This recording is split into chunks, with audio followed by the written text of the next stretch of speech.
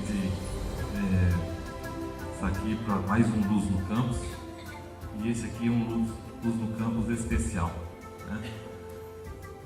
Não só pelo dia, que normalmente o Luz no Campus é de quarta-feira às 18 horas, né? E hoje é segunda-feira, então, mas por isso que é especial, porque a pessoa que vai falar é uma pessoa especial. Por falar nisso, eu gostaria só, a Cíntia, ela vai passar uma lista para vocês colocarem nomes, e-mails, para que os próximos Luz no Campus vocês possam receber por e-mail, tá bom? É importante para a gente também ter uma ideia de quantas pessoas participaram, etc. Então, hoje é um Luz no Campus especial. O nosso palestrante de hoje, conferencista, é o professor José Pacheco. É um professor português, expoente da educação no mundo. Então, por isso que nós realmente fizemos questão de fazer, mesmo sendo fora da data que a gente normalmente faz, que é de quarta-feira, né? Esse professor, conhecido mundialmente, né, idealizador da Escola da Ponte em Portugal, conhecida por seus bons resultados e pela contemporaneidade e inovação das suas propostas, tanto do ponto de vista educacional quanto social, e está atualmente, o professor Pacheco está atualmente à frente do projeto Âncora, em Cotia, Estado de São Paulo. Além disso, o professor também colabora ativamente com o movimento educacional brasileiro, do qual se tornou profundo conhecedor. É uma palestra especial em função de tudo que a gente tem passado ultimamente no nosso país, né? Inclusive da importância da educação no nosso país. O professor Pacheco então vem falar alguma coisa diferente, para que, quem sabe, a gente consiga melhorar ainda mais essa área importante do nosso país, né? Eu queria lembrar também que a participação do professor Pacheco é a convite da assessoria pedagógica nossa aqui da FCA, que é a Ana Vieira, que conseguiu trazê-lo, especialmente para essa data de hoje, em que ele já teve algumas reuniões durante o dia aqui na FCA, e hoje ele vai coroar a nossa apresentação aqui no Luz no Campus. Então, professor Pacheco, por favor.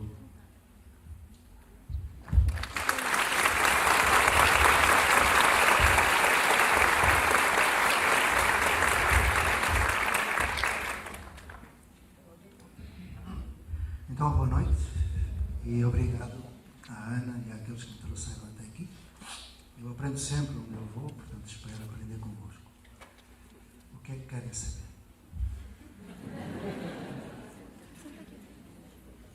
Basta fazer um sinal com a mão, o braço e começar a conversa, não é? Já tem alguém que possa fazer? A primeira pergunta é mais difícil. Enquanto já tem algum microfone por aí? Ou é só este? Tem? Tem portas de levar o microfone? Havia uma pessoa aí? Como desaprender? Para iniciar. Esse é um dos pilares mais difíceis. Mas ele não fala desse. Ele fala do pilar do conhecer, do ser, do conviver e do fazer. Nas escolas onde eu fui cumprindo a minha vida de educador, nós juntamos mais 3 pilares aos 4 da Unesco. E um deles é o aprender a desaprender. Por que nós juntamos isso? Por experiências da nossa praxis. Vou dar um exemplo. Um dia eu estava no espaço, no chão da escola, onde nós trabalhávamos, e uma criança levantou o braço. Fez-me sinal e eu fiquei com ela. Perguntei-lhe, com voz muito mais baixa do que esta, nós falamos muito baixinho, temos uma musiquinha de fundo e tal. Perguntei-lhe, alguma dúvida? Algum problema? Ele, professor, eu estou aqui a pensar qualquer coisa de errado na cartilha. Mas o quê? Olha, eu estou a estudar os seres vivos. Ai, sim, sim. E eu descobri que um ser vivo, na cartilha, é o ser que nasce, cresce, reproduz-se e morre. É o conceito que está em todas as cartilhas. Eu fiquei encantado, porque eu não lhe tinha ensinado, ele já tinha aprendido. Que maravilha! Porque quando eu dava aula, no tempo dos dinossauros, eu ia para a minha sala de aula e no quadro, nesse dia, eu colocava: hoje vamos estudar os seres vivos. E escrevia: ser vivo, 2 pontos. É aquele que nasce, cresce, reproduz-se e morre. Depois pegava umas imagens e começava: vamos pelo nascimento. Por exemplo, os passarinhos e tal, o cachorro, os mamíferos, e ia falando aquilo. Aquela jovem já sabia o conceito. Eu fiquei encantado e disse: então não há problema. Professor, é que lá diz que o ser vivo é isso e que uma pedra não é um ser vivo. Mas eu acho que não concordo. Muito irritado, não é verdade? Então ele põe em causa a minha sabedoria, diz que não concorda com o conceito. Vai, meu Deus, eu digo: mas porquê é que tu não concordas? Não é? Aí ele diz: olha, professor, repara, diz que uma pedra não é um ser vivo, mas a pedra nasceu. É a primeira condição. E repara, no meu relógio eu tenho uma pedrinha de quartzo que está na bateria do relógio e os impulsos da pedrinha de quartzo fazem o relógio andar. E quando eu fui ao museu na mineralogia, eu vi que o quartzo tinha crescido e saíam de dentro os filhinhos. Portanto, ele nasceu, cresceu e reproduziu-se. Pois é. E quando o relógio parar, é porque ele morreu. Então, o pedra é um ser vivo. Eu nunca tinha pensado naquilo. Assim, que diabo, qualquer coisa de errado. E mais, professor, que já estava em estado de choque, porque percebi que eu tinha feito besteira durante 7 anos. Mas ele aí deu-me um golpe de misericórdia. Professor, repara bem. Se um ser vivo é aquele que nasce, cresce, reproduz-se e morre, então eu não sou um ser vivo. Ainda não me reproduzi, nem morri. Eu olhei para o moço e falei: que diabo? Aí eu disse: vamos então aprender o que é um ser vivo. Vamos lá. E fizemos um projeto, um roteiro de estudo. Eu aprendi o que é um ser vivo. Quando eu deixei de dar aula, que é uma coisa que se fazia no século XIX, eu passei a aprender, enquanto outros aprendiam. Aprendemos uns com os outros, Medetizados pelo Mundo, Saravá, Paulo Freire, enfim. Então, eu fiz um projeto com ele e eu aprendi o que era um ser vivo, ou melhor, reaprendi.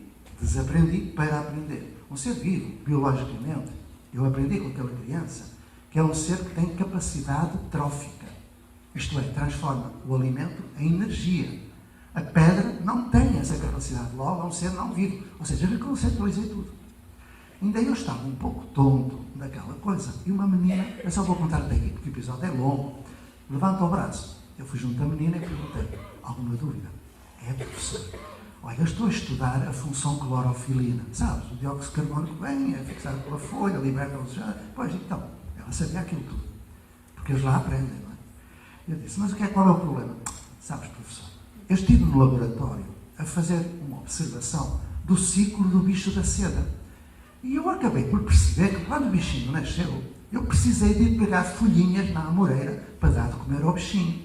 Mas quando ele ficou bombix, fez o casulo e morreu, deixou de precisar de comer. Mas ao mesmo tempo, a amoreira deixou de ter folhas. Que engraçado, professor. É. Mas eu li aqui na cartilha que as árvores respiram pelas folhas. E agora, professor, eu pergunto: se as árvores respiram pelas folhas, por onde é que respira a árvore quando não tem folhas? Fica asfixiada, professor. Eu disse: porra, eu nunca tinha pensado naquilo. E lá fizemos um projeto e eu fui aprender por onde é que respiravam as árvores. Alguém sabe por onde é que respiram as árvores quando não têm folhas? Pois é. Querem saber ou não? Sim, vamos fazer um projeto e... É bem. Tem aqui uns lugarzinhos na frente. Tem aqui um lugar, tem ali outro. Se quiserem vir até cá abaixo, então ficam aí de pé.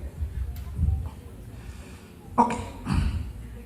Desaprender. Já agora os outros 2 que faltam dos pilares. Que é o aprender a desobedecer. É fundamental desobedecer. Desobediência civil, pacífica, não é? Mahatma Gandhi, não é? Por aí. Então, desobedecer porque o sistema educativo brasileiro ele é prolixo em leis. Aliás, o Brasil é o país do mundo que tem mais leis, tem mais de 1 milhão de leis. A única que se cumpre é a lei da gravidade, mas tem mais de 1 milhão. Então, quando eu olho para a legislação brasileira, eu vejo uma lei de diretrizes e bases maravilhosa. Mas o resto, toda a regulamentação, ela é burocracia pura. E um dia eu estava em Brasília, estávamos a conversar, lá tem gente boa lá no MEC, no Ministério da Educação. gente boa, faz projetos maravilhosos, não servem para nada, mas eles são bons.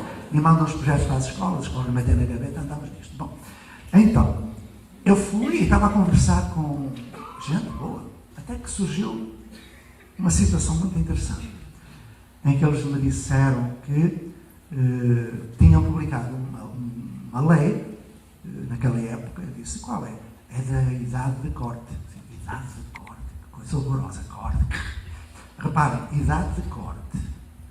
As palavras produzem e reproduzem cultura. Idade de corte. Grade curricular, grave. Delegacia de ensino. Delegacia. Aluno evadido. Quem se evade de uma prisão.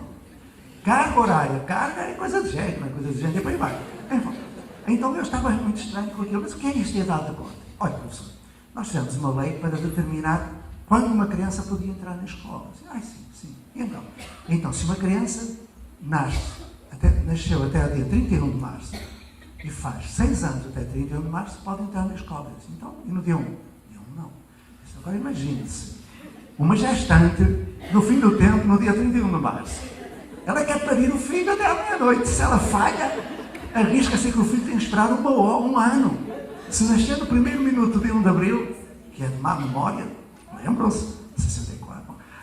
Então, se ela nasce, a criança no dia 1 de abril já não entra na escola. Eu perguntei, qual foi o Gério que fez esta lei? E estava lá o Gério, que agora é muito minha amiga. É um Gério que eu adoro. Pronto. Então, eu perguntei, qual é a idade para entrar na escola? Existe uma idade para entrar na escola. Eu disse, qual é? Qual é a base científica que me diz isso? Mas há uma idade para aprender a ler. Eu disse, eu ensinei uma criança a ler aos 2 anos e 5 meses. E agora? Como? Tem que se aprender cada conteúdo no seu ano. Diga-me, dá-me um exemplo. Por exemplo, as capitais dos países do mundo é no 7º ano. Eu disse, olha, eu conheço uma criança de 3 anos que sabe as capitais de todos os países e não está no 7º ano. Então eu comecei a brincar. Ou seja, desobedecer. Só que a desobediência deve ser exercida em equipe. Sozinho, nunca. Finalmente, o aprender a desaparecer. É fundamental o desapego. Quando eu disse que iria embora da escola da Ponte, eu estou cá, não é? Aliás, como é evidente, e saí da Ponte, disseram, vai acabar. Não, porque eu tive cuidado nos últimos anos de desaparecer, para que fosse uma equipe e não um ser providencial que fizesse aquilo. Aliás, há bocadinho foi dito que eu estava à frente do projeto Âncora. Eu agradeço, mas eu não estou nem à frente nem atrás. Eu estou com aquela gente e agora vou lá poucas vezes. Porque quando eu vejo que um projeto já vai para o seu pé, eu desapareço. Desapareci. E como já estou a falar há muito tempo, vamos a outra pergunta. Vamos lá. Professor, eu gostaria de saber, se a escola da Ponte não tem séries, como vocês determinam quando o aluno, quanto tempo ele tem que ficar na escola? Boa noite. Eu só queria que o professor, se pudesse, falasse um pouquinho mais essa questão de desobedecer em equipe. Durante muito tempo, há mais ou menos 40 anos atrás, no próximo ano, vão acontecer as comemorações de duas efemérides. Reggio Emília faz 50 anos, a Escola da Ponte faz 40 anos. E hoje são consideradas as duas referências lá dentro. E há 40 anos eu, a Maria Luísa e a Maria José, que tivemos a ousadia, a coragem, eu às vezes até penso que foi loucura, que quase me valeu morrer, quase fui assassinado, mas isso é outra história, por causa da Ponte. De começar um projeto, ou melhor, recomeçar daquilo que nós éramos, daquilo que nós sabíamos, que é assim que se faz. Não é jogar fora o menino com a água do banho, é aproveitar o que as pessoas são. Nós decidimos começar, depois poderei explicar porquê, mas agora vamos à questão da equipe e desobediência. Podemos começar porque respeitamos os que não queriam começar. Aqueles que não queriam, e era a maioria, a escola tinha 49 professores e nós fomos 3, começamos. Respeitamos quem não queria e isso valeu-nos alguma calma. Éramos uma equipe, 3. Só que, entretanto, nós fomos mudando o nosso trabalho, não é? Deixámos de ter série, aula, turma, prova, tudo isso que é tralha do século XIX, não serve para nada. Mas fizemos isto com grande respeito pela criança, sem fazer dela cobaia.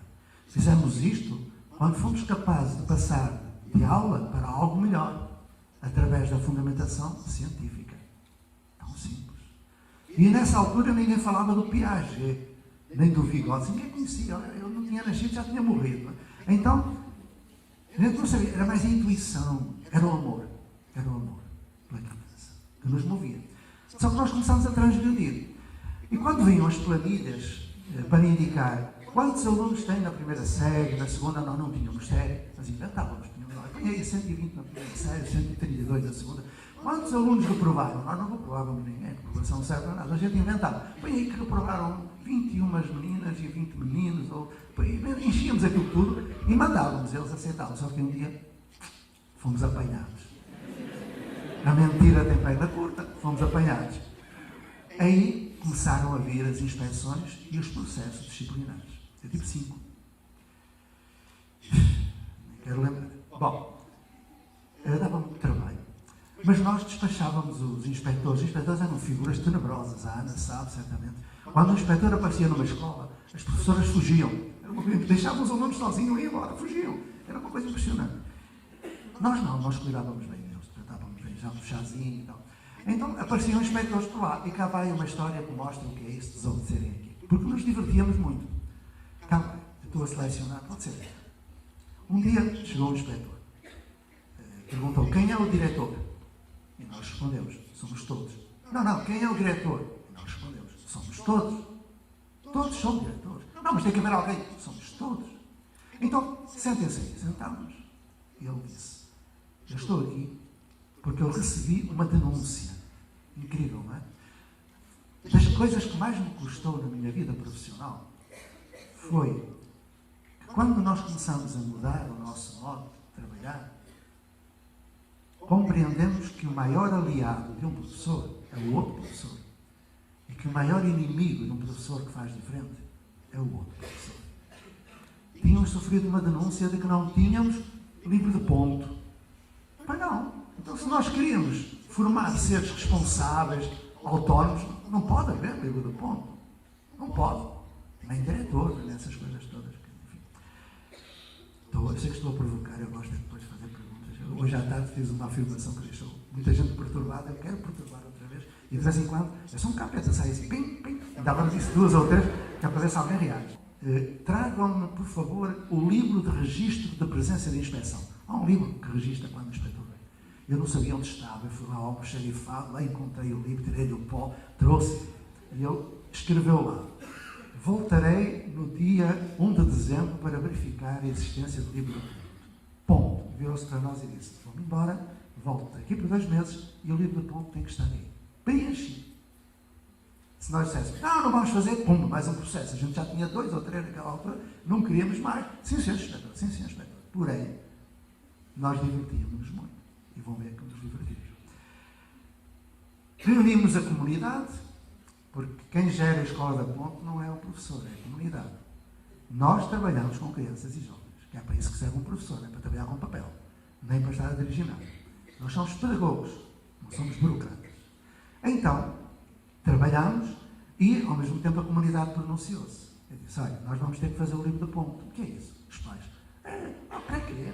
Nós, os nossos filhos, às vezes até nem vêm aqui, mas aprendem lá em casa, lá no bairro, lá na praça. Não? Como é que eles têm que ir para aqui 2 dias? Pois têm, e mais, nós também temos que ensinar. Não, vamos arranjar. E arranjamos. Cá vai agora a série.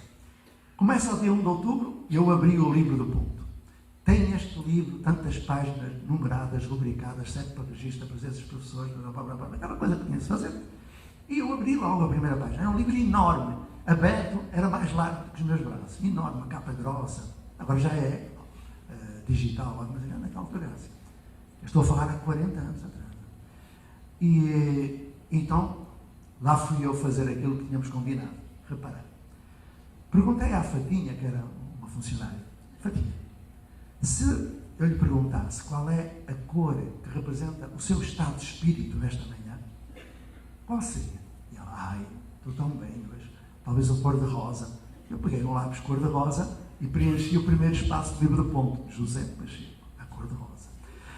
À meia da manhã perguntei: e agora, Fatinha? Estou muito brava, talvez o vermelho. Eu peguei um lápis vermelho e escrevi: José Pacheco. fomos tomar um chazinho e tal, no final eu perguntei, Fatinha, agora estou melhorzinho, talvez um amarelo. Eu peguei um amarelo, escrevi José Pacheco. No fim do mês, quem olhasse para aquelas páginas do livro do ponto, a mais de 1 metro, eram pinturas de Van Gogh, saíam os amarelos, a cor da rosa, mas ali dos vermelhos, assim, das papolas, uma coisa linda, lindo, estava bonito. Era preciso estar um bocadinho longe, para não ver que era escrito, saíam umas cores lindas ali. Aí, 2 meses depois, vem o inspetor. Estávamos na mesa, ele já nem perguntou quem era o diretor. Sentámos, as minhas colegas, e eu, a fazer, calma, que elas estavam a despachar-se, quase a eu. Nós debatíamos imenso. Então o inspetor pergunta para o livro de ponto, e antes de lhe darmos o livro de ponto, damos um bocadinho de chave, porque a gente já sabia que aquilo ia dar. O homem pega na chávena e abre o livro de ponto. Quando ele vai abrir, foi mesmo assim, o homem, eu pensei que ele fosse dar, que fosse cair para trás. O que é que foi, Sr. Inspetor? Ele aos gritos, não pode! Eu, Sr. Inspetor, calma, minhas colegas. Não pode! Sr. Inspetor, calma. Eu com uma cara de pau, qual é o problema? Eu não posso, pode ele escrever amarelo, cor de rosa. Eu disse, Sr. Inspetor, desculpe lá na lei que diz que tem de haver livro de ponto, também diz que não se pode escrever a cor de rosa. Eu, não. E amarelo? Também não. E o vermelho? Também não. Mas vós quando fazeis prova, não pomos a vermelho que está errado? E diz uma colega, não fazemos prova. Ai não? Pois. Diz ele, eu já tinha ouvido dizer que aqui é tudo maluco. Dei-me cá o livro de registro de presença de inspetor. Trouxe, ele rasgou a folha e disse, eu não quero saber de mais nada, deem o sumiço ao livro, eu não estive aqui, nunca estive aqui, nem me falem mais. E ele ia embora. Aí eu dei-lhe o golpe de misericórdia. Só um momento, antes de ir embora, diga-me uma coisa. O senhor já leu o despacho normativo número 16/62? Eu, como? Sim, leu esse despacho? Eu, não, eu leio as leis todas, mas não me lembro dele. Estão a ver, colegas? Bem, este senhor, uma cara, bem, este senhor exigiu que nós façamos o livro do ponto e não leu o despacho. Um homem versado em lei não leu. E ele, ai, desculpe, senhor professor, desculpe lá, pronto, eu vou para Lisboa e vou ver se encontro esse despacho. Lá foi. Aí diz a pessoa que estava a fazer a ata, professor Zé, qual é o número do despacho? Eu disse, eu não sei, eu inventei naquela altura. Lindo! Eu tenho tantas destas, vocês nem imaginam. Um dia vou escrever, ninguém vai acreditar. Estava a lembrar para outra, em equipe. Quando somos uma equipe, temos um projeto, estamos fundamentados na lei de diretrizes e bases e temos tudo o que fazemos cientificamente legitimado, ninguém se mete connosco. E quando temos uma comunidade connosco, os pais, quando alguém queria destruir, eles juntavam-se e defendiam os filhos como se fossem leões. Porque aqueles filhos eram os melhores do país nas provas e eram, em termos de atitudes, seres exemplares. Têm agora 50 e tal anos de idade. São maravilhosos. Eu sou vaidoso. Então, vamos à outra questão, às séries. Olha, a resposta seria, porquê é que há série? Porquê é que há? Tu não sabes? Ou sabes? Pronto. Quem é que sabe? Porquê é que há série? Lógico. Série só tem fundamentação filosófica, que nem científica tem, no século XVII. Comédios, Didática Magna e eu me esqueci do outro. Pronto. Pampédia de Comédios. Ou seja, série não tem qualquer fundamento. E como não tem, e nós temos que saber porquê é que fazemos o que fazemos, se não tem fundamento, eu não faço. Porquê é que há educação de infância, Fundamental 1, Fundamental 2, ensino médio, ensino superior, também ensino inferior, mas nunca vi. Então, temos aqui, sabem o que isto é? Segmentação cartesiana. As escolas não conseguem descartar o Descartes, não é? Ficam aí. E depois, a divisão cartesiana em disciplina. Quando me perguntam, lá na Ponte, lá no Âncora, é interdisciplinar? Eu faço assim. É transdisciplinar? Então o que é? Eu digo, é indisciplinar. Lógico, está tudo ligado. Eu quando estou a desenvolver um projeto, eu não sei se estou a falar de matemática, de história, de geografia, está tudo ligado. Mas não, também se subdividiu. E subdividiu-se os horários. Horário padrão. 50 minutos, plim, passa para ali. Plim, passa para lá. 10 minutos, plim. Porquê é que é? Bem do século XIX. Revolução Industrial. Produção em série. Série. Porquê é que a gente está a fazer a série? Se não tem qualquer fundamento. Nem legal. Na lei de diretrizes e bases não existe qualquer obrigação de trabalhar em série.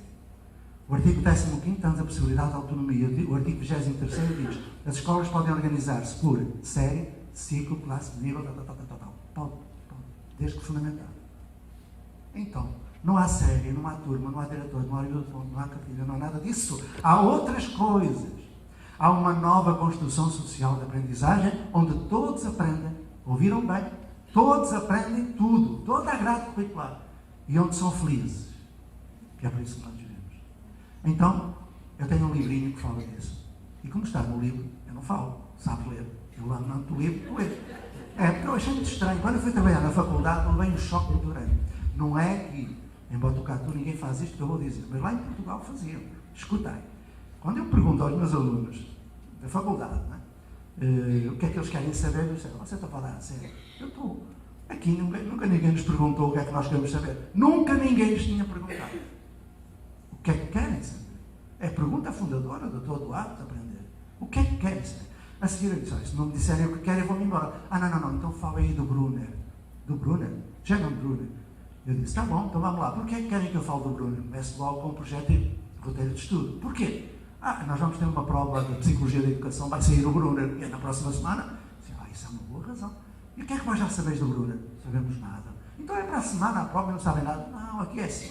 2 dias antes, a gente pega nos apontamentos que a professora deu, mete lá mais umas coisinhas, mete na cabeça para não esquecer, não fala com ninguém, vai para a prova, que depois vem outro. Já não é o Brunner, é outro. Ai, meu Deus. Mas isto é assim aqui. Eu assim não posso conversar convosco. Se vai não saber nada do Brunner, o que é que vamos conversar? Não, aqui não é assim. E aí é que eu falei: veio um choque incrível. Isto a propósito de saberes ler, vai ler o livro, eu não sou papagaio para estar a ler, dizer o que está escrito, sabe? Eu disse: mas como é aqui? É assim. Aqui no Botucatu não é, ok? Vou dizer como era lá. Olha, o professor aqui, ele entra na sala e vai dando o conteúdo. E como é? Ele projeta uns slides e vai lendo os slides. Vai lendo o que está lá nos slides. E vocês analfabetos, não sabem ler? Sabemos. Então para que é que ele está a ler? Olha, já agora o que é que está lá nos slides? Está o que o Brunner escreveu, por exemplo. O que o Brunner escreveu nos livros do mundo. Sim. Então, se nós temos os livros do Brunner, para que é que vem ouvir um papagaio falar do que ele está no livro? Fica aí em casa, bebendo uma cachaçinha, vão lendo em casa. Não andam para aqui. Incrível.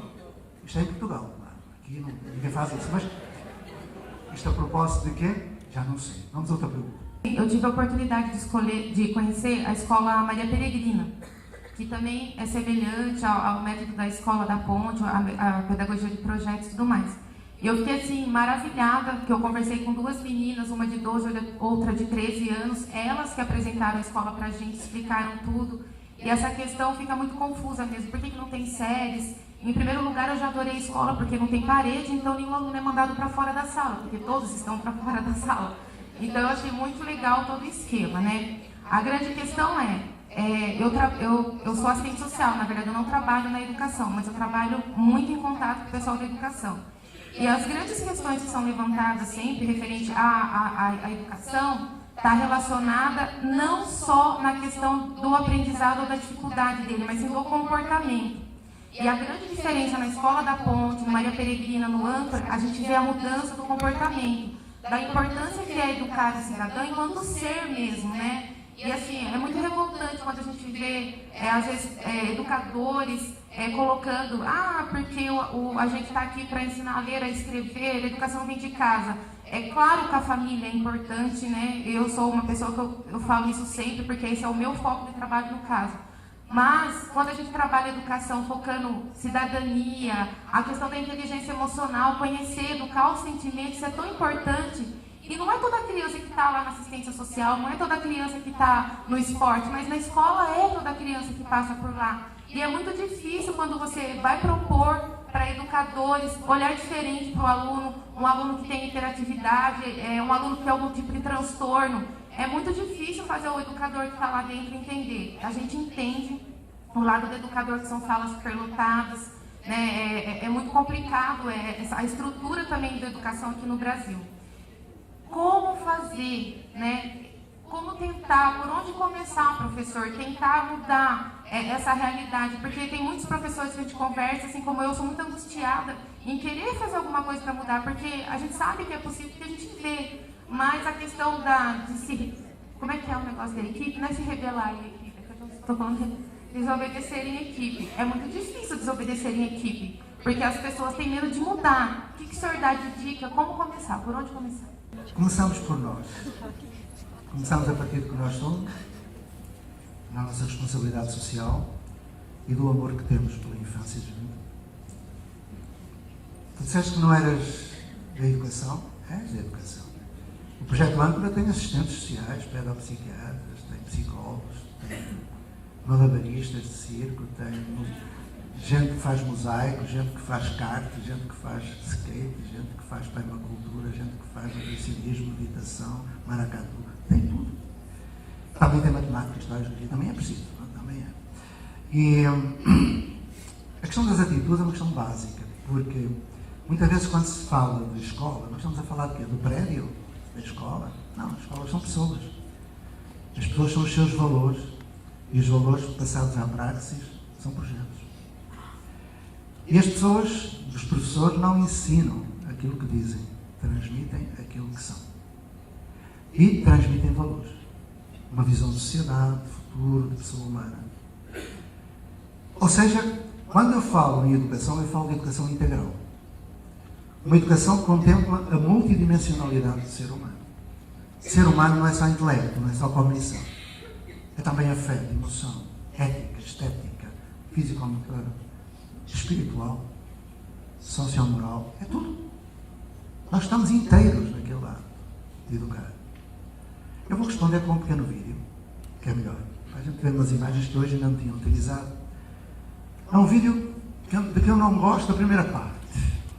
Não gosto porque é uma comparação maniqueísta entre a escola tradicional, que não presta, e o oba-oba da escola moderna. Eu acho aquilo horroroso. Porque quando me dizem, você é a favor do tradicional? Não sou a favor nem contra. Eu fui professor tradicional e tenho orgulho de ser. Eu prefiro um professor que tente dar aula do que um pseudo-inovador que faça da criança cobaia. Eu não gosto. Fico muito zangado. Então, quando nós pensamos noutra educação, numa educação integral, temos que partir do que somos. Se tu quiseres saber como, levas-me lá para o lugar onde tu trabalhas, eu contigo descubro como. Não sei, não tenho resposta. Sei o que vou fazer. Contigo. Sei que não vou preparar projetos para ninguém. Vou construir projetos com alguém. Sei que não vou fazer planejamento de aula. Eu vou ensinar o outro a planejar-se, a saber gerir-se, a saber utilizar espaços, tempos, recursos, trabalho de equipe. Eu vou dar aula? Não, a aula é inútil e prejudicial. Vou fazer roteiros de estudo com os alunos. Vou fazer mediação pedagógica.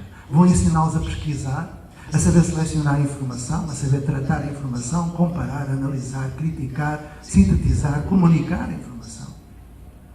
Não vou aplicar prova, vou fazer avaliação formativa contínua sistemática centrada em processo. O que está na lei, diretriz e base e nos parâmetros curriculares nacionais.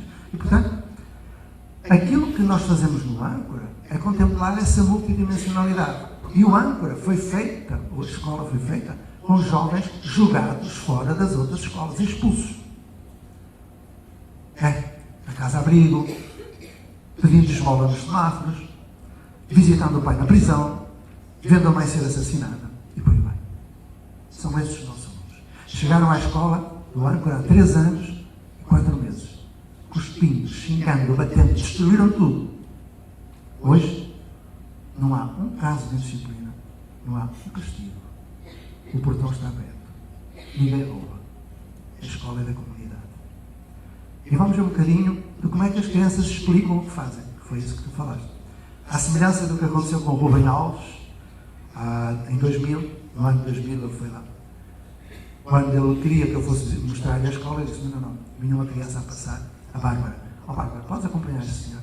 Ela olhou para ele e disse, o senhor é professor? Eu disse, sou educador. Então esqueça tudo o que sabe de educação e venha comigo que eu explico. Foi muito engraçado.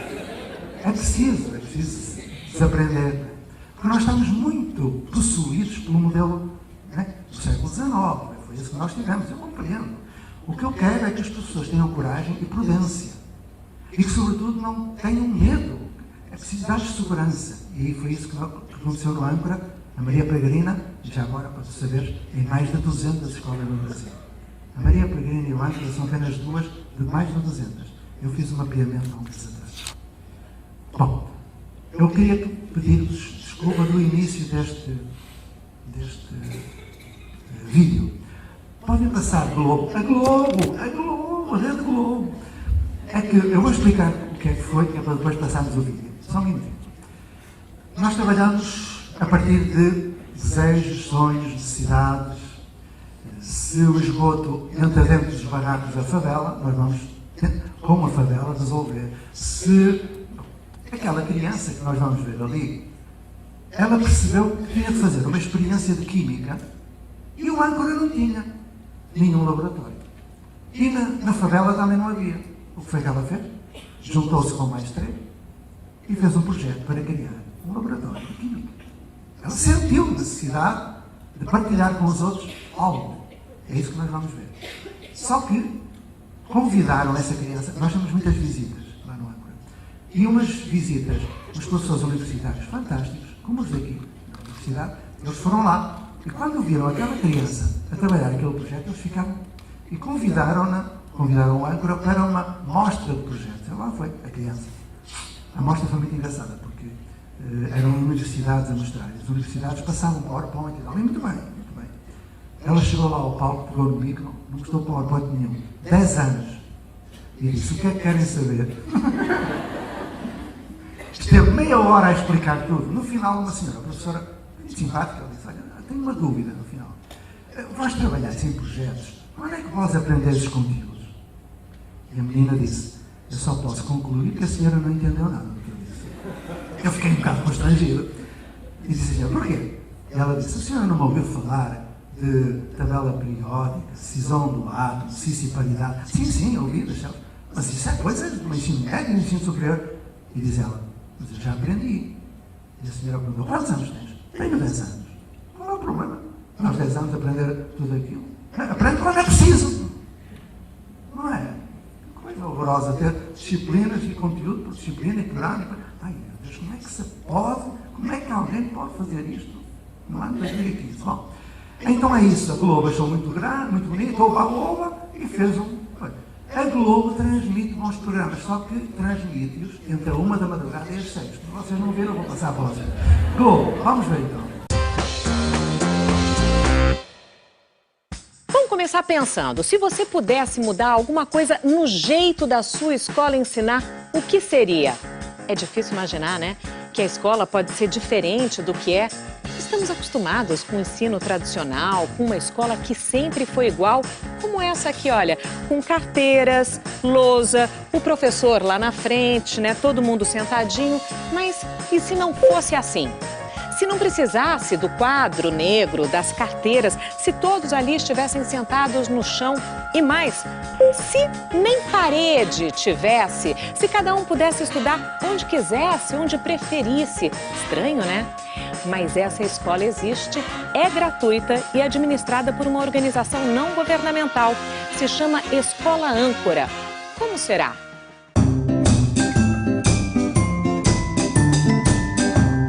Pense em uma escola em que os alunos não são divididos nem por idade nem por série. Em que ano você está?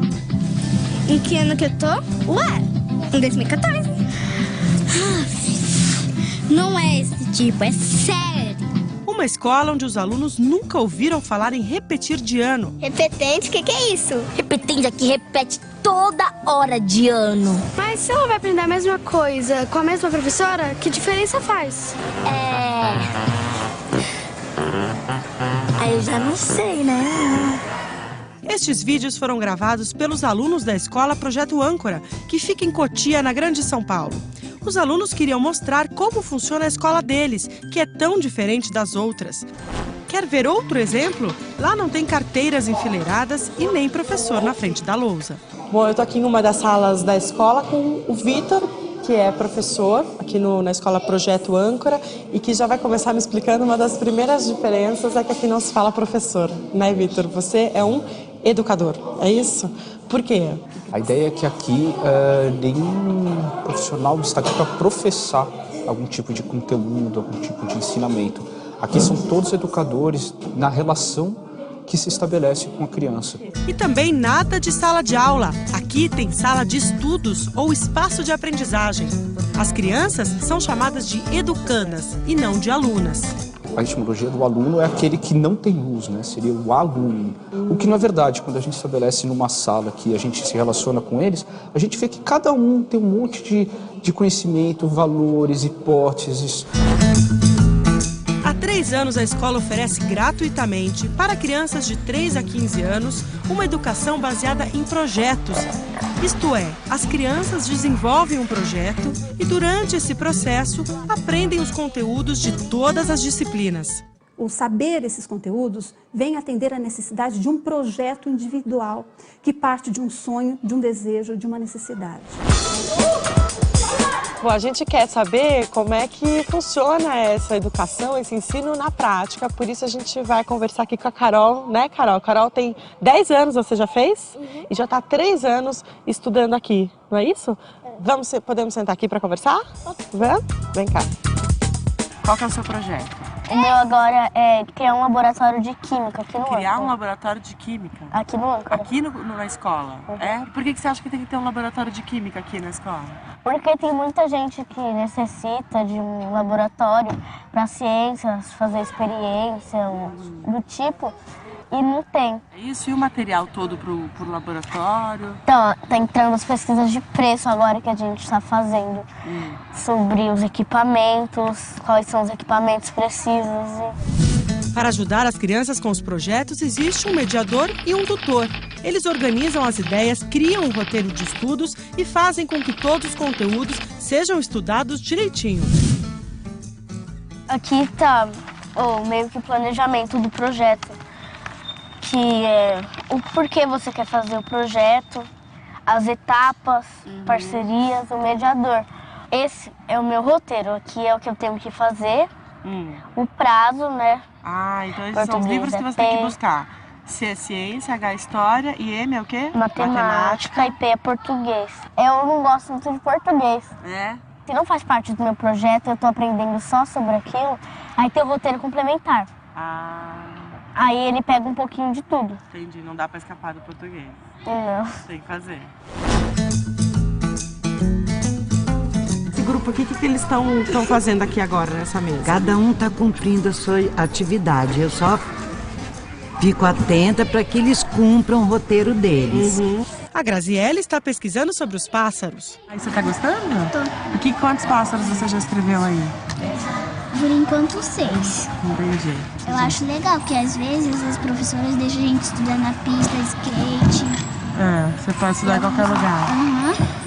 Mas depois tem que mostrar para elas o que a gente estudou. A lei não diz que tem que ter classes e a lei não diz que tem que ter prova. São todos os conteúdos, são todas as habilidades, tudo vai ser dado conta através dos projetos? Sim. A criança, a princípio, ela tem 9 anos aqui dentro de uma escola para poder cumprir tudo que a lei obriga de ensino fundamental 1 e 2. Para esta especialista em inovações na área de educação, iniciativas como a do Âncora são importantes para renovar o sistema atual de ensino. Hoje, a gente está buscando esse modelo de educação que seja mais personalizado, mais engajador para o aluno. Para que perfil você acha que esse modelo funciona mais? A educação baseada em projeto, ela funciona muito para alunos que precisam de curiosidade, de encantamento para se abrirem para o aprendizado. E a gente não quer propor modelos que sejam para todos os alunos. A gente quer que tenham vários modelos que se adaptem a diferentes perfis de alunos. Nesse modelo, as crianças são incentivadas a tomar decisões e resolver problemas. Que as crianças podem decidir o que é melhor para todo mundo. E você acha que as crianças já podem decidir o que é bom? Eu acho que todas juntas, com a ajuda de um educador, sim. Você estranhou muito? No começo foi meio que um caos, porque... Um caos? Porque era uma coisa nova e os tutores já tinham... Eles já eram daqui, mas só que era uma coisa nova para todo mundo. E agora, que já faz um tempo? Agora eu acho as outras escolas esquisitas.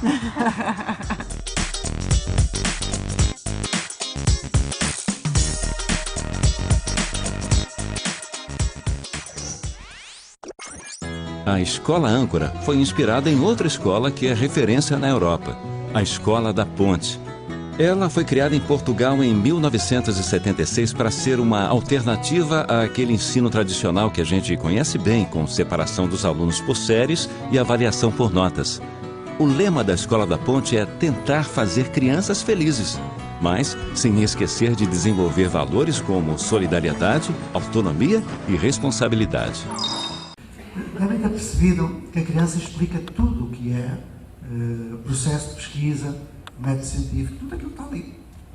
Porquê? Porque nós a ensinamos a fazer projetos, porque nós acompanhamos esses projetos, porque avaliamos esses projetos.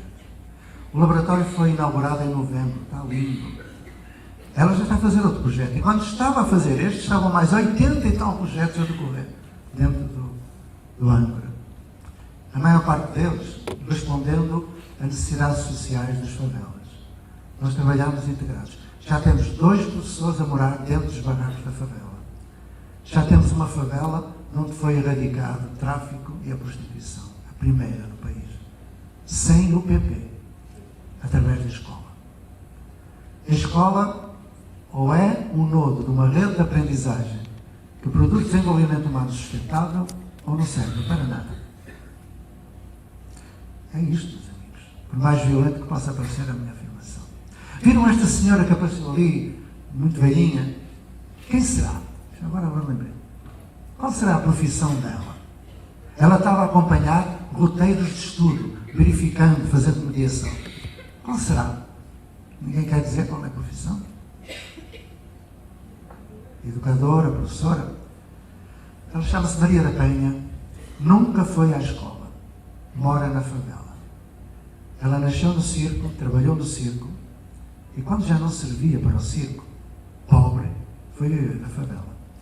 Hoje é a nossa instrutora de circo. Nunca aprendeu a ler, hoje sabe ler. É feliz. Tem geração de renda. Emancipa-se. Dá para entender o que aquilo é? Estes jovens que vós vistes chegaram com 12, 13, 14 anos sem saber ler. Chegaram violentados, expulsos. Hoje estão no IDEB 10. Redondo. É a primeira escola no Brasil. Porquê? E simplesmente porque quando eu cheguei me disseram: isso é em Portugal, aqui não é possível. Já é, isto é Brasil. E depois quando eu cheguei um velhinho disse: você é que é o tal professor Pacheco? Sou. E vai mesmo ajudar, vai fazer uma escola? Não, eu vou ajudar a fazer uma escola. Pois vai entrar numa fria. Palavras muito cuidadoras. E eu disse: meu amigo, vou entrar numa fria por quê? Com estes professores que aqui estão, você não vai conseguir fazer nada. Nem o que fez lá. Eu tenho outros professores. Não, só tem estes. Não é com estes. Lógico.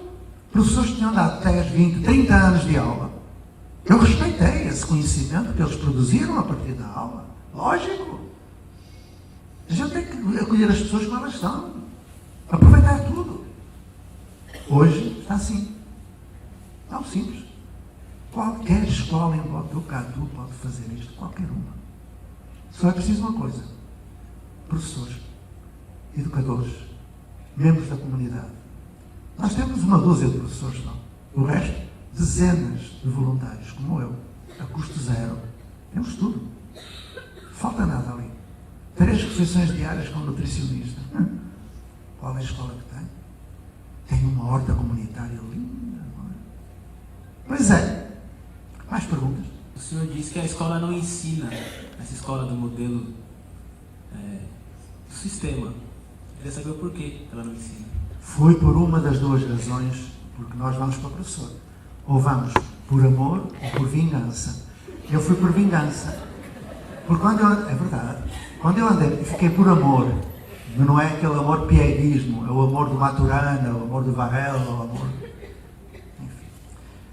Eu fui por vingança porque quando eu andei na escola, eu fui muito maltratado, fui humilhado, por ser pobre. Eu nasci numa favela.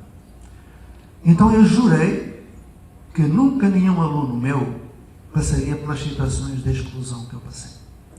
Acontece que todos os anos eu dava aula, bem dada, E havia sempre alunos que não aprendiam. Precisavam de reforço, reprovavam. Eu perguntava, se eu dou aula tão bem dada, porquê é que os alunos não aprendem? Até que um dia, português leva muito tempo, eu 7 anos para descobrir. Até que um dia, vocês pensam que eu estou a contar uma anedota? É verdade. Aliás, não há muitas anedotas portuguesas, não há só uma, o resto é tudo verdade. Né? Portanto, não há. Então cá vai. Até porque eu já não sou português, metade minha é brasileira, outra metade também. Né? Embora, não interessa. Então, um dia foi uma iluminação. Esse dia foi quando eu fui para a Escola da Ponte. Eu estava habituado àquelas reuniões de conselho escolar, onde a gente chegava e não tinha nada em comum, mas tinha que reunir ao sábado de manhã. O que é que se fazia? As colegas, pronto, falavam sobre a novela das 8, mostravam as fotografias do casamento do filho, da viagem. Eu, como não via a novela, não podia falar, eu levava ao jornal, lia ao jornal. Um dia eu entrei, olhei para um cantinho, lá na ponte, e vi 2 pessoas a fazer uma coisa que eu nunca tinha visto na minha vida. 2 professoras a ler um livro. Nunca tinha visto. Olhei, elas estavam a ler, eu aproximei-me delas. Eu perguntei, estão a ler? Colega, estamos a ler. O que é? As técnicas Freire na Escola Moderna, 2º volume. Eu disse, eu já li. E porquê é que leu? Sabe, colegas, eu tenho uma dificuldade. É que eu há 7 anos dou aula. E dou aula bem dada, bem planejada, bons materiais, e todos os anos há alunos que não aprendem. Eu não entendo o que é isto. E diz, olha, eu tenho 34 anos de profissão e faço a mesma pergunta. Eu dou aula tão bem dada, essa pergunta. E outra, olha, eu tenho 32 anos de profissão, e a mesma coisa assim. E por que será? Nessa manhã, nós descobrimos. Se eu dou aula e eles não aprendem porque eu dou aula. Olha que engraçado, não é? É ou não é? Naquela manhã, nós os 3 sentimos o chão fugir-nos debaixo dos pés. Porque nós só sabíamos dar aula. Que porra! Foi assim que nos ensinaram. E o modo como o professor aprende é o modo como o professor ensina. Isso é um perfeito. O que nós fizemos? Juntámos os 3. Pegámos naqueles alunos que ninguém queria, as turmas do lixo, nos chamavam, e derrubámos paredes e lá fomos. Havia 25 horas letivas semanais. Nós dávamos 24 horas de aula e 1 hora diferente. Para cada dificuldade de ensinagem que nós sentíamos, não há dificuldades de aprendizagem, mas há dificuldades de ensinagens. Nós íamos estudar, partilhávamos durante uma semana aquilo que aprendíamos, fomos encontrar o Montessori, o Steiner. Eu lembro que encontramos vários amigos, já tinham morrido há muito tempo, mas que eram nossos amigos e que nos ensinavam. Nós fomos encontrá-los, o Freire, fomos encontrar tanta gente boa que escreveu tanta coisa sobre educação. Pegávamos nessa teoria, juntávamos à nossa experiência e construíamos uma praxis que resultava. E assim foi, durante 8 anos. Ao fim de 8 anos houve uma prova nacional. Os melhores alunos foram os nossos, a nível nacional. Com tudo. Aí as colegas, as outras, aproximaram-se. Colegas, nós podemos ver como é que vós trabalhais? Podem. Abrimos as portas e nesse ano toda a escola ficou a trabalhar assim. Os antigos estavam lá há muito tempo. Eram aqueles coitadinhos que moravam nas favelas, cheios de piolho. A gente tirava do piolho, no dia seguinte lá vinham eles com as lendas e com o piolho. Era uma chatice. Andávamos há 8 anos a tentar tirar piolho e não conseguimos. Aconteceu, vamos já ver como. Das casas, porque as crianças são todas bonitas, quer venham da favela, quer venham da casa do médico ou do juiz. Os jovens que vinham de casas de professores, médicos, juízes, eles traziam naquela época uma coisa chamada gel. Lembram-se do gel? Eles punham no cabelo, ficava muito bonito e tal. Só que quando eles chegavam, o gel ainda estava meio líquido. Eles trabalhavam em equipe e encostavam a cabecinha. Aí o piolho passava para o gel secava, o piolho morria. Acabou! Foi a fase do piolho com gel. Então, porque tem fases, não é? Ou seja, piolho com gel é uma metáfora, o que significa que deixou de haver escola de ricos e escola de pobres, passou a haver uma escola de todos. Pois é o significado do piolho com gel. Então, a pergunta foi... A ver se estão com atenção. O quê? Porque a escola não ensina. Pois não ensina. Quer dizer, os professores são bons a ensinar. Só que as crianças não aprendem. Houve alguém já, várias vezes, eu não concordo consigo. E quando alguém não concorda comigo, eu fico encantado, porque eu vou aprender, porque o outro pensa diferente, eu vou escutá-lo. Tem direito de pensar diferente. Mas quando me dizem, eu andei na escola, eu tive aula, eu aprendi. Eu disse, senhora, o senhor aprendeu? Aprendi. Tudo. Então agora vou fazer um pequeno teste. Levanta o braço quem teve escola com aula. Faz favor. Ninguém teve aula na sua vida? Toda a gente, podem baixar. Toda a gente. Não desfaz, né? Segunda pergunta. Levanta o braço quem sabe fazer raiz quadrada, que eu levo lá um papel. Vamos lá. Mas tem que ser. Professor de matemática não vale. Ok. Então vamos lá. Terceira pergunta. Tiveram aula sobre raiz quadrada? Fizeram prova sobre raiz quadrada? Fizeram. Nota 10. Última pergunta. Aprenderam raiz quadrada? Vamos a outra que eu vou dar. Hoje estou bonzinho, vou dar outra oportunidade. Vamos lá. Quem sabe qual é a fórmula para calcular o volume da esfera? Esta é fácil. Vamos lá. O volume da esfera? Ninguém. Pergunta seguinte. Tiveram aula sobre isso? Tiveram. Ok. Outra pergunta, por exemplo, ciências. Princípio de Coriolis. Quem sabe enunciar? Ninguém. Tiveram aula sobre isso, fizeram prova sobre isso. Se eu perguntasse geografia, história, meus amigos, nós não sabemos porque não aprendemos. Numa aula não se aprende absolutamente nada. E nunca ninguém vos disse isto. É a primeira vez, com certeza. É chocante. Pois é. Mas foi isso que eu descobri. Portanto, tive que mudar. Agora, há um problema. Que não é um problema. Há um problema em alguns de nós. Eu vou explicar. Eu sou uma das vítimas desse problema. É que muitas vezes aparece alguém que sabe. Aparece. Porquê? Porque tem uma boa memória de longo prazo, como eu. E isso é pior ainda, é uma maldição, querem ver? Olhai, escutai o que eu vou dizer. Escutai.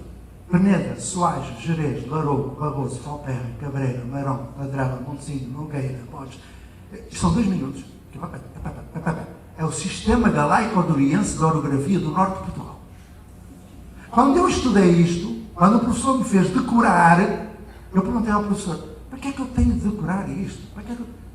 Meu filho, aprende que vais precisar durante a vida. Eu já estou quase no fim da vida, nunca precisei. Mas aquela porcaria está aqui dentro, eu bato, não sai. Uma maldição. Querem ver o discurso da primeira comunhão, que ainda é pior, que é com gestos. Foi assim. Queridos companheiros e companheiras, eles estavam separados. Neste dia solene, assim, estava o padre Armando, quando eu me enganava, batia o meu solene, apraz-me, eu sabia lá o que era apraz-me. Apraz-me proclamar bem alto, junto do altar de Deus, o quanto somos felizes. É este o dia mais lindo e mais feliz das nossas vidas. Reunidos nesta igreja de Nossa Senhora da Vitória, a Santa estava ali, vimos recordar o dia em que os nossos padrinhos, 10 minutos, não sai. Eu acordo de noite a dizer, queridos companheiros e companheiras, está aqui! Foi há quase 60 anos, meus amigos. Eu me mimico do tititi, eu me mimico. Depois até conto de 10 anos. Um dia eu estava a viajar com o meu amigo Tosé, por Trás-os-Montes, e de repente eu olho para uma serra linda. Eu digo, Tosé, que serra tão bonita. Ele, tu não sabes o que é? Não, é o Larouco. Eu, Peneda, Soares, Jerez, Larouco! Só que eu não sabia quem morava lá, o que fazia. Nada! Eu sabia o nome. Decoreba. Eu não aprendi. Eu decorei. Agora, a maioria de nós tem uma inteligência muito prática, isto é, a memória é esperta. E aquilo que não é usado, aquilo que não é jogado fora. Tente sorte, não saber a raiz quadrada. Eu sei. Sei os afluentes à margem esquerda do Rio Douro. Está tudo aqui! Enfim. Então, numa aula não se aprende nada. Mas eu prefiro um professor que tenta ensinar do que um pseudo-inovador que deixe de dar aula e as crianças não aprendam. Respeito por criança. O que eu digo, mudai. Mas mudai com grandes metas e pequeninos passos. Eu vou explicar como foi a primeira mudança. Posso? Okay. Primeiro dia, chegámos ao espaço onde estavam 185 jovens de 15 anos. Todos. Eram as turmas do lixo. Eu perguntei, alguém sabe ler? Começámos todos a rir. Estão a rir de quê? Não, professor, aqui ninguém sabe ler. Mas porquê é que não sabe?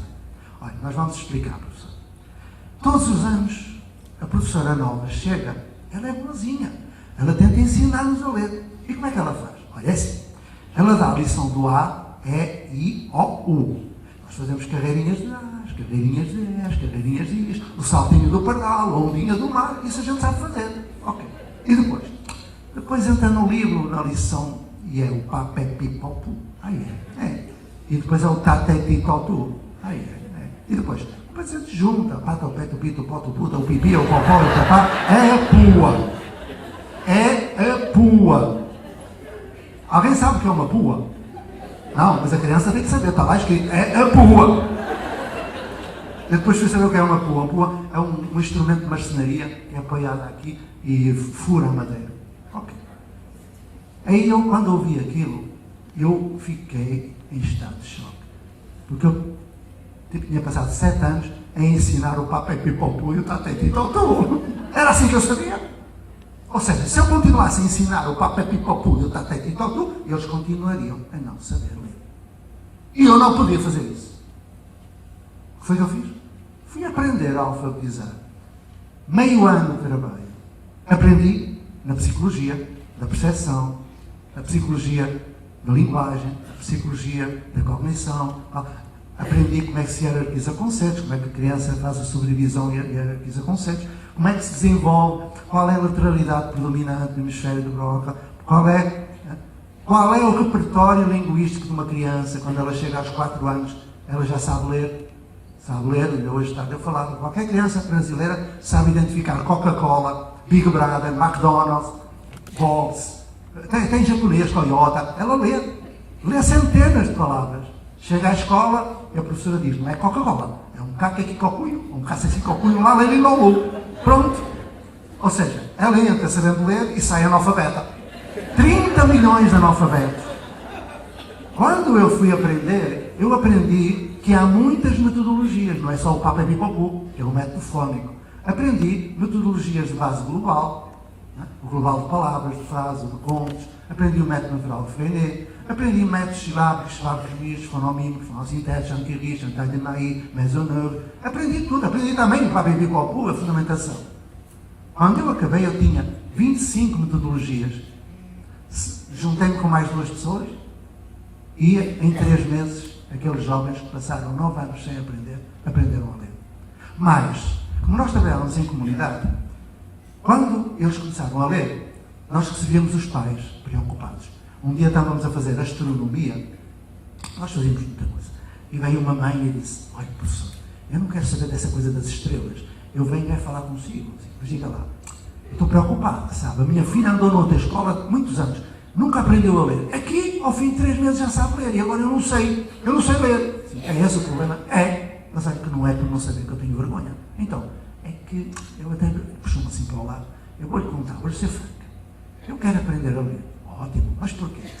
Sabe, o meu marido, ele chega muito tarde a casa. Perto da meia-noite, ele diz que trabalha até tarde, mas desconfiada.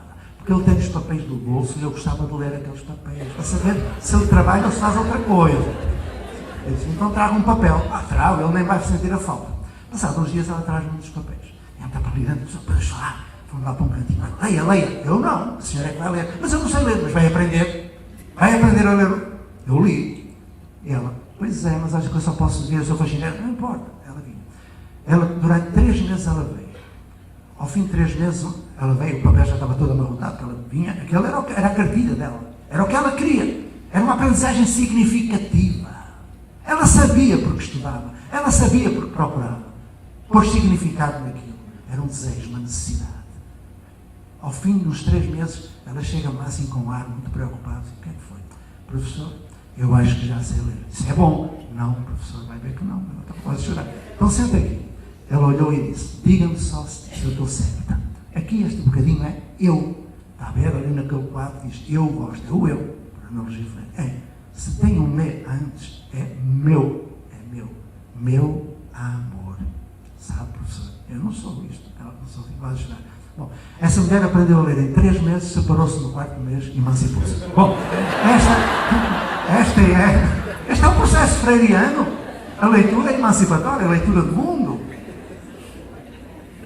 Dá para entender como é? E como referência, o Porto Seguro, que é uma escola extremamente tradicional, talvez medieval, que a gente coloca, também tem nota 10 no IDEB. Os dois modelos podem conviver? Os dois modelos são para todas as pessoas? Todo mundo pode estar no modelo que o senhor propõe ou no modelo que o Porto Seguro, por exemplo, propõe? Como é que o senhor vê esses dois mundos tão diferentes? Porto Seguro tem IDEB 10. Eu trabalho com a Porto Seguro. Trabalho em São Paulo, numa escola de 10.000 alunos, com a Silmara. Fantástica criatura. Porém, o meu IDEB do Âncora não é o IDEB da Porto Seguro. O IDEB da Porto Seguro é o índice de Decoreba. O D não é desenvolvimento, é Decoreba da educação básica. O nosso é desenvolvimento da educação básica. É diferente. Por falar em indicadores, os brasileiros, uma grande equipe de brasileiros, fez um estudo para levantamento de indicadores de boa qualidade de educação. E o IDEB não é. O IDEB é o resultado de uma prova Brasil mais o índice de fluxo escolar. Prova não prova nada. E o fluxo não tem nada a existir porque não há série. Estamos entendidos? Mas a gente considera, eu falei porque é aquele que é a vaca sagrada, tá? A gente quer ter o IDEB. Eu não sei qual é o IDEB para tocar tu, mas deve ser para aí um 7 ou 8, não? Eu sou muito malandrinho. Bom, mas mesmo que fosse 7 ou 8 é pífio. Eu só quero o IDEB, o 10. O 10, porque todos podem aprender, desde que a escola funcione como deve ser. Agora, nós fizemos um levantamento de indicadores. Encontramos 12 indicadores. 12. Depois, se quiserem, eu passo-vos esses documentos todos. A partir desses 12 indicadores, eu estou a coordenar um projeto no Distrito Federal que está a trabalhar com 5 escolas, agora vão ser 7. Escolas muito, muito originais, se eu vos explicasse, que estão a testar, a avaliar esses indicadores para transformar, daqui por 3 anos, numa listagem de diretrizes de política pública. Está a acontecer coisa muito boa. Temos um bom ministro neste momento, é um homem que escuta, é um homem da ética, é aproveitar. Nunca tivemos algo tão bom no Ministério, e eu não sou puxa-saco. Então, o IDEB é diferente. O nosso é desenvolvimento, o outro é Decoreba. Mas eu respeito, porque esses colégios particulares, eles preparam para o vestibular. Só para o vestibular. Nós preparamos para a vida e na vida. Não preparamos para a cidadania. Trabalhamos na cidadania. E isso desenvolve. E isso é o IDEB que eu estou a lembrar. E agora vamos ver então um bocadinho do Bom Dia Brasil, para verem como é que a criancinha se preocupa com problemas sociais.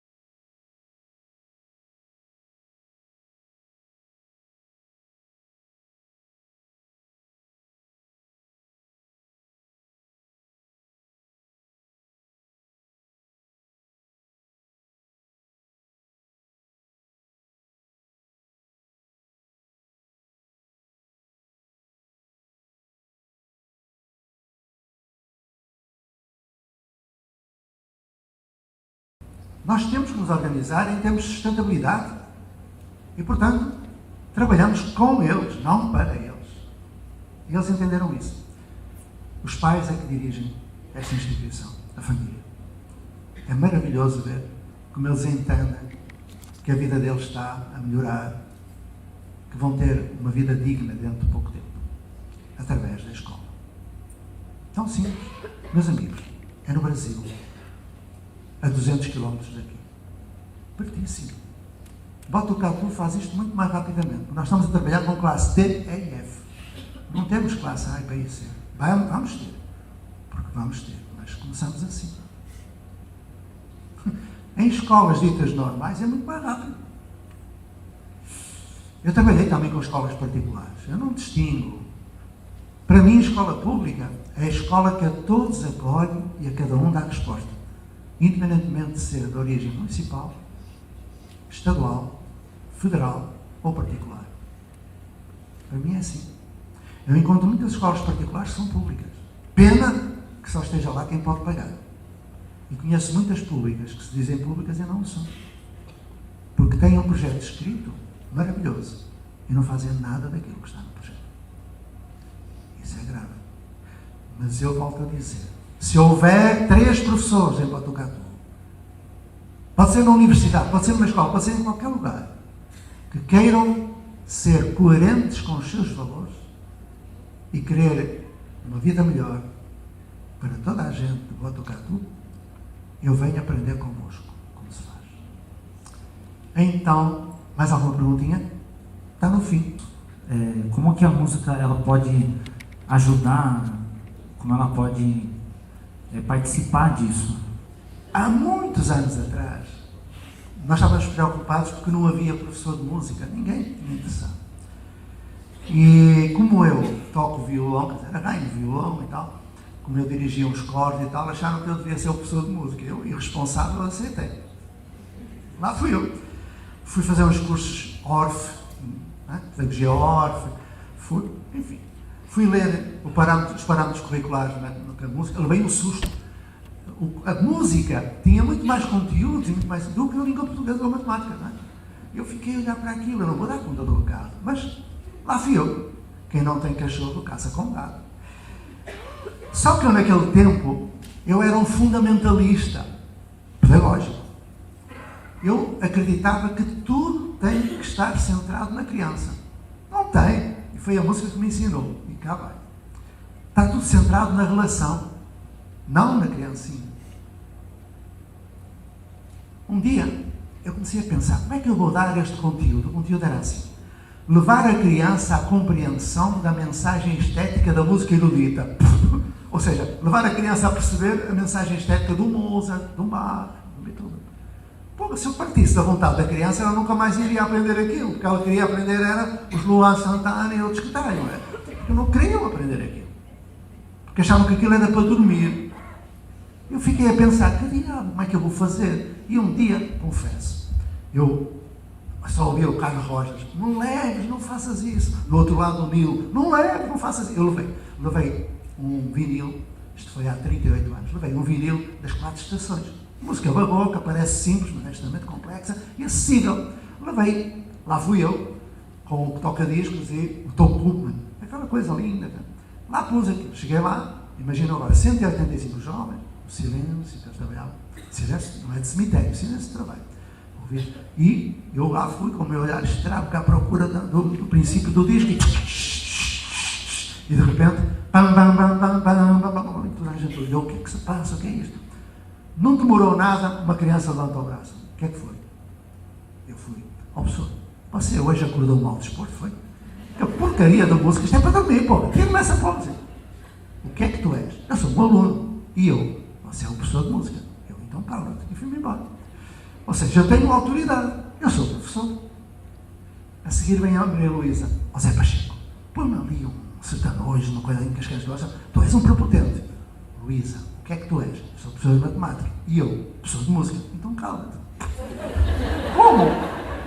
Quando chegou ao fim dos 40 minutos, dos quatro concertos, toda a gente... Acabou, porcaria de música. É porcaria, então volta ao princípio. Tão, tão, tão, tão, tão. Eu naquele dia estava a sala de música. Como eles não gostaram da segunda vez, ouviram 10 vezes nesse dia. Pumba! 4, 5 de manhã, 5 da tarde. É assim. Bom, na sexta-feira, ao meio do dia, eu já tinha ouvido 45 vezes as 4 estações. Já vomitava as 4 estações. Aí eu resolvi fazer uma experiência, porque a pedagogia é arte e ciência. Eu resolvi pôr uma variável, ou seja, de tarde eu não vou colocar as 4 estações para ver o que é que dá. Viemos do almoço, aquela suspense, à espera que eu pusesse lá o tão, eu não pus, eu saborear aquela coisa, para a gente olhar. Aí, passados uns minutos, eu estava na ponta e vejo do outro lado 5 meninos de mão dada numa rodinha a fazer isto. Eu aproximei-me devagarinho. Quando chego aí a 1 metro ou pouco mais, eu escuto em surdina, de olhos fechados, a cantarem isto.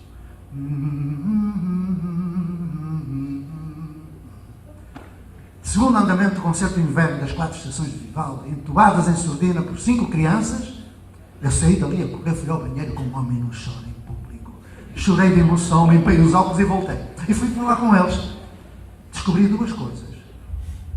Só se ama aquilo que se conhece. Quanto mais se conhece, mais se ama. Eu tive que dar a conhecer. Teve que partir de mim para eles gostarem. Eu descobri que as coisas mais belas do mundo têm que ser saboreadas de olhos fechados. Para se ouvir uma música, é de olhos fechados. Para se beber um bom vinho, olhos fechados. Para se fazer amor também, mas eu não vou entrar por aí, que é uma coisa complicada. Bom, a educação musical hoje é uma das traves mestras, porque o projeto Âncora tem por centro a arte. O ser humano distingue-se dos outros animais não por ser racional, mas por ser sensível.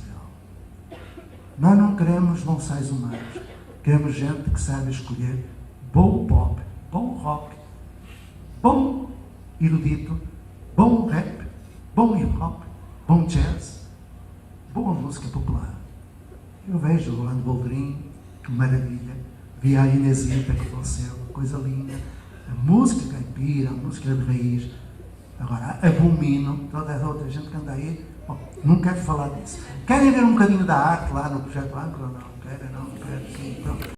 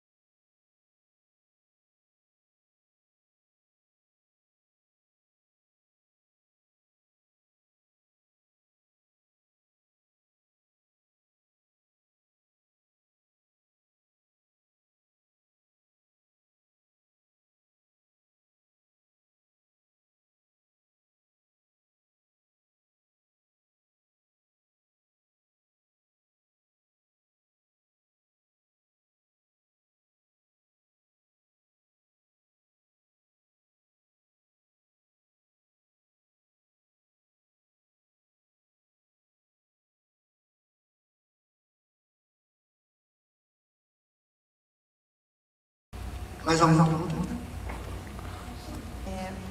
Eu tenho acompanhado de longe o trabalho do Engenho de Dentro, do Vitor, por Deus, e eu vejo a tua participação lá.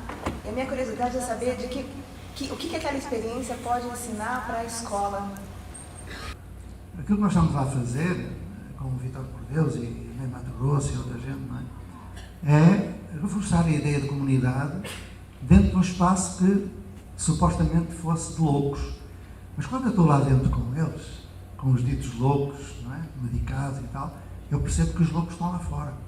Estão no Planalto Central, estão por aí, não é? A importância.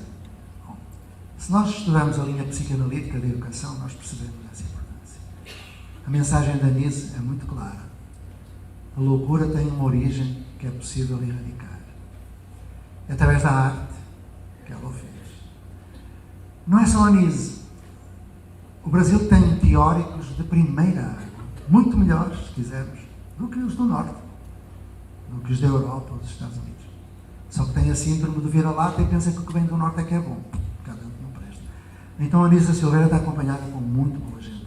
Conhece certamente o Paulo Freire, mas Lauro de Oliveira Lima, e Agostinho da Silva, e o Anísio Teixeira, e o Lourenço Filho, e a Helena Antipov, e a Maria Lilde Mascherani, e tanta gente da Arci e companhia, Flores São Fernandes.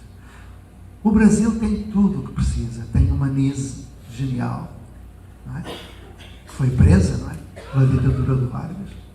Porque todos estes que eu falei, ou foram presos, ou destituídos de funções, ou assassinados. O Brasil ignora aquilo que tem, não tem amor próprio, não aprecia a riqueza que tem. É a altura de começar a perceber que tem. O Brasil tem tudo o que precisa, a começar pela Anísia da Silveira. Eu tenho um livrinho sobre isso. Vou deixar o meu e-mail. Se quiserem os livrinhos, eles são gratuitos. Vou deixar o endereço da editora, podem pedir. Editora SM, S de sapato, M de mato. Recomendo 2 livrinhos que ainda hoje tarde recomendei. Dicionário de Valores, é um livro, e o livro Aprender em Comunidade, em que eu falo de uma nova construção social que está a surgir no Brasil, uma nova construção social de aprendizagem, onde a escola está presente, mas onde os professores desempenham o seu mundo profissional de outro modo. Em que a escola é o nodo de uma rede de aprendizagem que reforça a ideia de vizinhança, de interajuda, de fraternidade. Em que nós temos uma comunidade física, territorial, e uma comunidade virtual, ligada por uma plataforma. Onde nós temos tudo o que é preciso para desenvolvimento local sustentável. Novas construções sociais e de aprendizagem estão a nascer no Brasil, no Chile, na Argentina, na Colômbia e em outros lugares da América do Sul. O futuro da educação do mundo está a nascer no Brasil. Quem é jovem, daqui por uns 30 ou 40 anos, vai perceber que isto que eu estou a dizer se vai concretizar. Eu certamente não estarei cá, mas ia dizer, olha aquele velho, aquele estrábico, lá foi aquele feio daquela... Eu disse uma coisa certa, pelo menos uma. O futuro da educação está a nascer no Sul, meus amigos. Mais alguma perguntinha? Então a última, tá bom? Eu tenho uma pergunta. A ideologia do senhor é incrível. Achei assim, eu tenho tios que moram em Cotia, sempre estive lá, morava em São Paulo. Então, de certa forma, mais ou menos, eu entendi essa colocação. Mas a minha pergunta é a seguinte: por que o Brasil, sendo tão grande, essa ideologia só está naquele cantinho de Cotia? Se é uma coisa tão boa, isso aí teria que se espalhar no tempo. E outra coisa, no Brasil, por que nós temos que pegar sempre educação de fora? Porque a educação aqui dentro, nós somos bons educadores. Por que não sai daqui? Tem que vir lá de fora. Argentina, Portugal, de outros países. Sendo que nós temos condição de sair daqui. E o nosso Brasil, infelizmente, é um país que não quer, vocês sabem disso, são educadores tanto quanto eu. Para que fazer um jovem pensar, agir por ele mesmo? Se vai atacar o Brasil, vai conseguir roubar quem está lá em cima. Não é mais fácil tampar, camuflar? Então, a A minha pergunta é essa: por que o Brasil tem que trazer sempre a educação de fora se nós temos condições aqui dentro? E por que é limitado sempre a um limite? Isso não vai sair de lá. O Brasil é muito grande. Não sei se você entendeu a minha pergunta. O Brasil é um continente, não é? Tem 190 mil escolas fundamental, tem 3 milhões de professores, enfim. Mas eu vou dar uma boa notícia. Estes projetos não estão confinados a Cotia. O último mapeamento que nós fizemos, eu trabalho muito com brasileiros, dava mais de 200 projetos. E eu estou a participar de um projeto, particularmente, no Distrito Federal, que tem 651 escolas. Estamos a começar com 7 escolas, 5, 7 escolas, e em escala, em 2018, nós teremos as 651 envolvidas no projeto. Quando isso acontecer, o Brasil percebe que existe um protótipo no Distrito Federal de 600 e tal escolas, mais umas 300 ou 400 no resto do Brasil, onde as crianças aprendem tudo, são felizes, onde os professores são respeitados, têm um bom estatuto social e um bom salário. Isso vai ser possível? I have a dream. Agora é preciso que vós ajudeis, que não fiqueis quietos, que façais alguma coisa em Botucatu. Façamos a nossa parte. Então a boa notícia é que não está sozinho, Cotia. Estão centenas de escolas neste momento, cada qual a seu modo. Escolas, universidades, centros de pesquisa, academias de polícia, tudo isso. Construindo novas construções sociais de aprendizagem. Havia uma perguntinha aqui, vai ser a última, tá bom? Mas eu tenho um livrinho sobre isso. Vou deixar no meu e-mail, eu mando o livrinho. Chama-se Dicionário das Utopias da Educação. O meu e-mail, para quem quiser, J. Pacheco. Dizem que isto é um ato suicida, porque eu vou receber para aí uns 200 e-mails, mas pronto, eu respondo. J. Pacheco. Respondo sempre, não é, Beto? Pois é. Já está, J. Pacheco, pontinho, 1951, 1951. Já perceberam quantos anos eu tenho? @gmail.com. Professor, o senhor disse que quando o senhor abriu a escola lá, a escola da Ponte, isso, obrigada. O senhor recebeu os alunos e eles quebraram tudo, né? E eu queria saber como foi que vocês trabalharam essa questão do comportamento violento e, em contrapartida, também trabalharam o olhar do educador mais amoroso para essas crianças também, né? A violência deles e a dureza dos educadores também. Primeiro, desapareceram os sinais de violência simbólica dentro da escola. Por exemplo, deixou de haver banheiro de aluno separado de banheiro de professor e banheiro de diretor. Os banheiros são de toda a gente. Não é? Deixou de haver diretor. Passamos a ser todos diretores. Os alunos passaram a ter palavra na Assembleia, na Comissão de Ajuda, em todo lugar. Episódios. Primeiro episódio, chegou à Escola da Ponte um jovem que fazia automutilação. Sabem o que é? Pegava em lâminas e cortava-se facas, cortava-se e via o sangue a correr. O corpo dele era uma cicatriz total. Problemas neurológicos. Foi expulso porque fez coisas incríveis na outra escola. Quando ele chegou, ele procurou uma faca para se cortar. Só que os outros, solidariamente, o impediram. Aí ele, bravo, foi ao banheiro e urinou no cesto dos papéis. Toda a gente sabia que foi ele, porque ninguém fazia isso. Nós não temos no banheiro, por exemplo, a frase, por favor, urina dentro do vaso. Onde é que a gente está de urinação dentro do vaso? Às vezes, quando nas escolas tem isso. Por favor, dê a descarga. Por favor, aquilo que é óbvio. Não, para nós não há favor. É assim. Então, o problema é que no dia seguinte havia a Assembleia. Eu estava com medo que pudesse acontecer. Quando começou a Assembleia, a Cecília disse, amigos, alguém quer falar antes da agenda? São eles que preparam a agenda, são eles que fazem tudo. Fazem tudo. O Pedro levantou-se e disse, Cecília, posso falar? Podes. Olha, eu queria dizer, meus amigos, que eu sou da responsabilidade do Recreio Bom e Banheiros. Porque eles todos têm uma responsabilidade, todos. Muitas responsabilidades. E ele disse, é que nesta semana, um de nós urinou no cesto dos papéis. Ouviste bem? Um de nós. Eu sou individualmente responsável pelos atos do meu coletivo.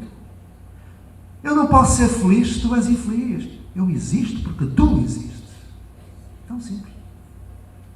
Então, o jovem percebeu que toda a gente sabia que era ele e começou a olhar para o lado. Ele estava lá, olhava, eu estava cá atrás a ver. Ninguém olhou para ele. A seguir o Pedro diz: eu queria pedir a ajuda de todos para ajudar um de nós a não fazer outra vez isso. Quem ajuda? Todos levantaram o braço e o moço também levantou. Naquele momento ele percebeu que ninguém o ia criticar nem castigar, que estavam ali para o ajudar a ser gente. Hoje é um homem maravilhoso, tem 53 anos de idade, eu conheço. Deixou de se automotivar. Segundo exemplo, solidariedade. Cá vai. Um dia chegou à escola, à ponte, um jovem que foi expulso de outra escola aos 7 anos. Belo currículo vida. Expulso aos 7 anos, uma boa carreira. Ele chegou e eu perguntei: porquê é que ele foi expulso? Não precisei de perguntar. Ele começou a andar atrás de toda a gente para morder. Ele tinha mordido a mão da professora, tirou um bocado de carne. E a professora foi para o hospital para pôr a carne lá na mão. Foi expulso. Enfim, mas ele ali não conseguia morder ninguém, porque eles ajudam-se uns aos outros. À meia da manhã, eu perguntei: como é que está? Pergunta ali ao André, que ele resolveu. O André era um jovem de 18 anos que tinha vindo de uma escola depois de ter posto um professor em estado de coma. Deu pontapé na cabeça do professor no chão, quase o matou. Ele veio para a nossa escola e mudou. O André tinha 1,80 m, 18 anos, era fácil de ver. André, vem cá, diga, professor. Olá, tu é que resolveste o problema daquela criança que andava a tentar morder? Professor, foi fácil. Mas diz lá como é que foi. Foi assim. A gente é solidário, não é? Eu chamei-o e disse: olá, tu não podes fazer isso, pá. Aqui nós temos que ter responsabilidade, temos que ser solidários. Expliquei, professor. Quando eu vim para aqui, eu era um capeta. Eu tinha quase assassinado um professor. Mas eu disse, agora eu sou um homem responsável, sou um homem diferente, sou autónomo, sou responsável. Então, professor, quando eu acabo de explicar isto tudo, ele pega-me na mão para me morder. E tu, pau, mandei um tapa, ele foi contra a parede. Eu olhei para o lado, eu disse: André, tu não digas a ninguém isso, tá bom, não digas, ninguém viu, fica entre nós, tá bom, professor, mas então o que aconteceu? Aconteceu, professor, resolvi. Ele foi contra a parede, ficou assim, começou, eu fui junto dele, tirei as lagriminhas, ajeitei-lhe o cabelinho, dei-lhe um abraço, um beijinho e perguntei: vamos ser amigos? Vamos. Voltas a fazer isto? Não, está resolvido.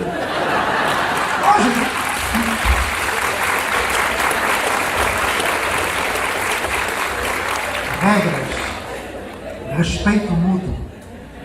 E isso não está só no projeto escrito, está no dia a dia, está no cotidiano, está em mim, está em todos. Última historinha para ir embora. Eu tinha uma muito grande, não vou mudar. Felicidade. Então falei agora de solidariedade, agora vou falar da felicidade.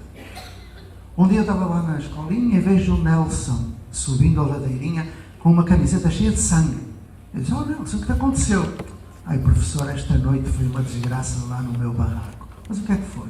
A minha irmãzinha mais nova, ela gritou durante toda a noite: nós não temos energia elétrica, não temos luz, não temos dinheiro para comprar petróleo, para o candeeiro. Só de manhã é que a minha mãe foi ver o que se passava. Eu disse: o que é que foi?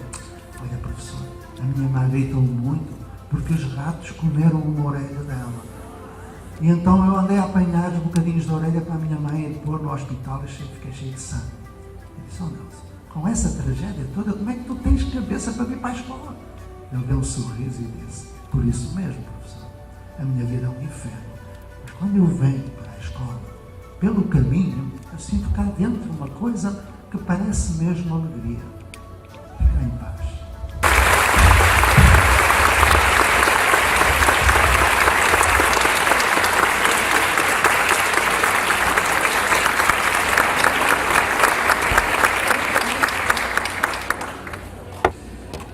Professor, eu chego, a gente gostaria de deixar uma lembrança da sua passagem aqui pela FCA, em nome da Faculdade de Ciências Agronômicas, professor João, em nome da Fundação EPAF. A gente agradece a sua presença, também a nossa assessora pedagógica pela excelente ideia de trazê-lo até aqui, e agradecer a todos vocês pela presença aqui no nosso Luz no Campus. Tá? E muito obrigado pela sua disponibilidade no vídeo, tá bom? Muito obrigado. Parabéns.